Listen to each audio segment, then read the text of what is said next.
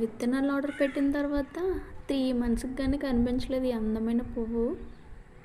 చూసారా ఎంత అందంగా ఉందో ఈ ఫ్లవరు. ఎగ్జాక్ట్‌గా 3 మంత్స్ పైనే అవుతుంది. విత్తనాలు చల్లి తర్వాత ఆ మొక్కలు రావడానికి, ఆ ఫ్లవరింగ్ స్టార్ట్ అవ్వడానికి 3 మంత్స్ పైనే పట్టింది. ఇక్కడిక్కడ చాలా చిన్ని చిన్ని మొగ్గలు చాలా స్టార్ట్ అయ్యాయి. ఇది ఫస్ట్ ఫ్లవర్. ఎంత అందంగా ఉందో చూసారా.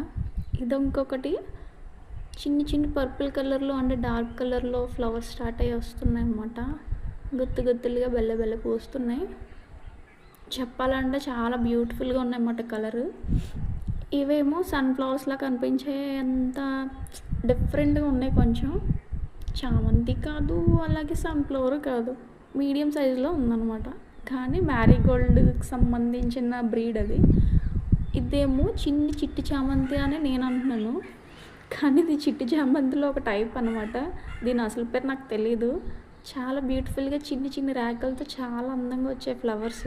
నేను ఇది ఫస్ట్ ఆకుకూర అనుకున్నాను, కానీ చిన్ని చిన్ని ఫ్లవరింగ్ స్టార్ట్ అయిన తర్వాత చూస్తే ఆ ఫ్లవర్ ఎంత అందంగా ఉందో తెలుసా. చిన్ని చిన్నిగా చాలా బాగున్నాయి.